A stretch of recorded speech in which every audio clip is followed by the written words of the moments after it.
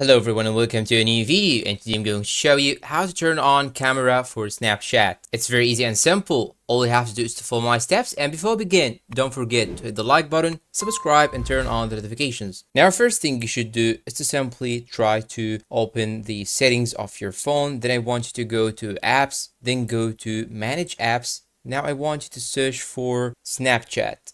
Then click on it, and now you will have to give it the permission to use the camera. So now I'm gonna click on app permissions, and here as you can see we have the allowed things right here and also the not allowed. So what you should do is to simply allow the camera for it. So I'm gonna click on the camera, then click on allow only while using the application. You can also do so for the microphone, so go back and click on allow only while using the app for the microphone also. And that was the first method. Now the second method, if you do not have these things as option, you can simply try to restart your phone. Whether you are using an iPhone or an Android phone, you can do the same steps in both. Now another option that you can actually do is to simply reset your phone. And to do so, you can simply go and search on Google on how you can actually reset your phone. But to do that, you will actually have to go to about phone and see if you can reset your phone by clicking on factory reset right here. But be aware, this may delete all of your data, so keep that in mind. And before you do that, you should back up your data just in order to avoid losing them. Now if you still have the problem, you can also see if you have an update for your phone. You can update it and see if the issue is fixed or not, or you can simply go and try to uninstall the application, then reinstall it again and try to see if the issue is fixed or not. And after doing each one of the steps that we have mentioned before, you should go and open the application and see if it's asking you to give it the permission for the camera. So you should simply give it the permission, and make sure when you get a message right here that asks you for the permission, you should accept it and try to give it the permission. And after that, you will be able to use your camera as I do right now.